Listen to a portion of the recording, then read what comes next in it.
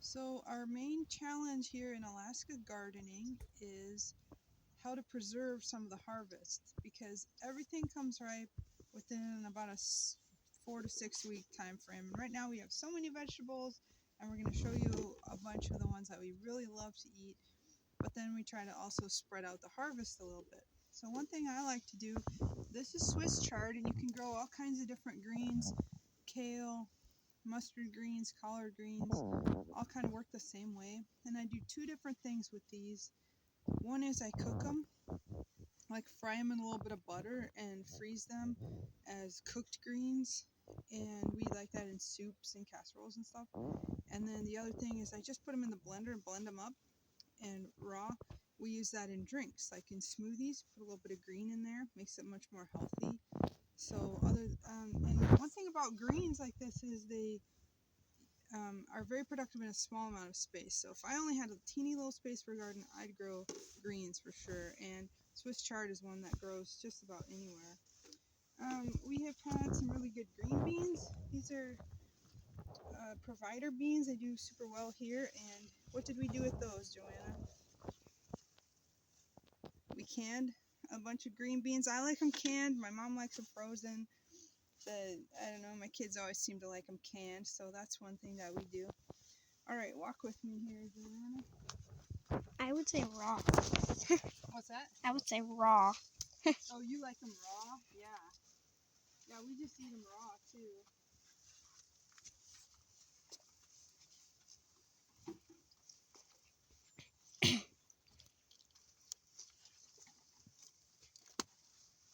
Here's some turnips. We've been eating turnips.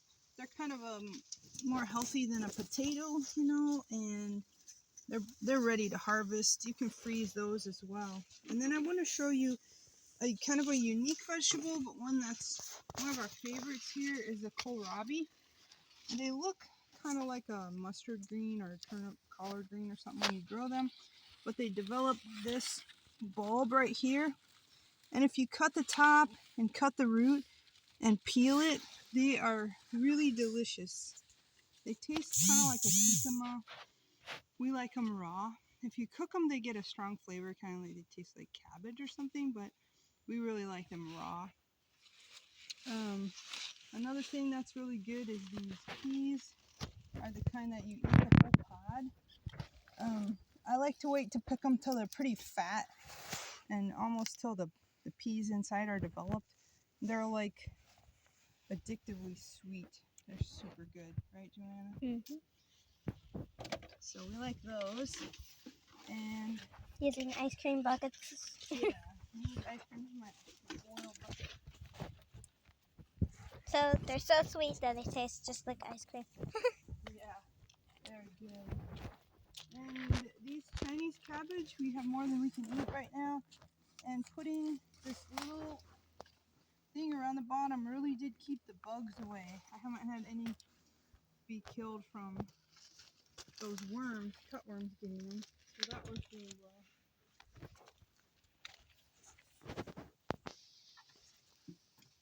Here's broccoli. These kind get one big head and then they keep growing more and more. And the broccoli like the cool season, so they're still coming on.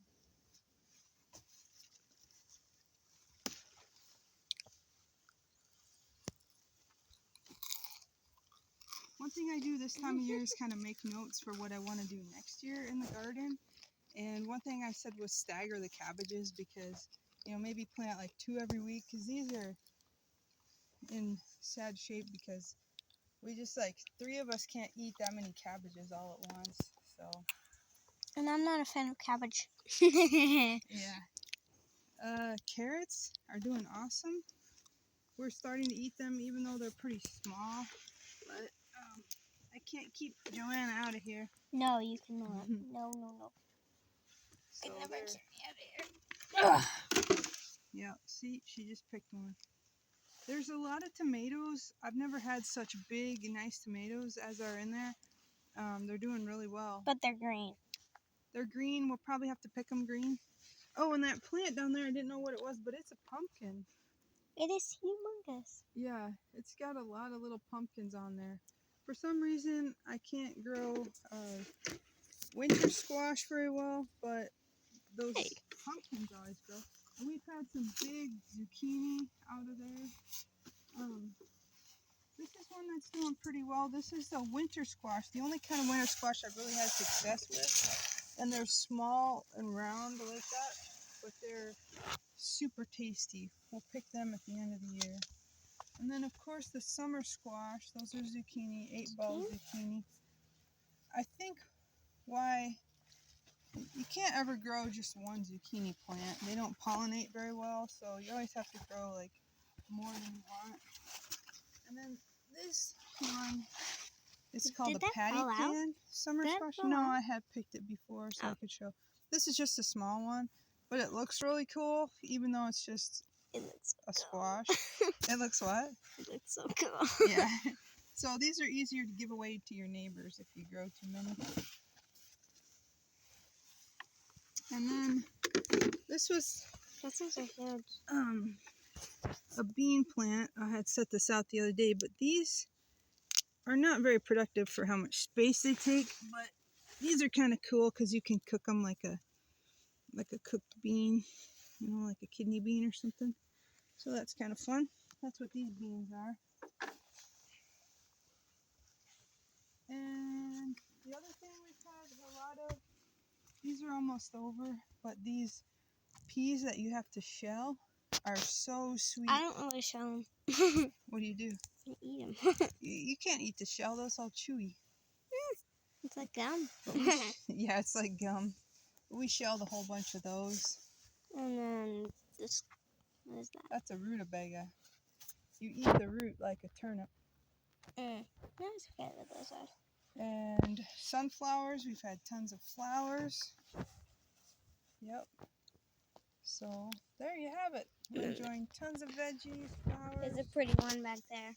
Mint and stevia we've been drying. See ya.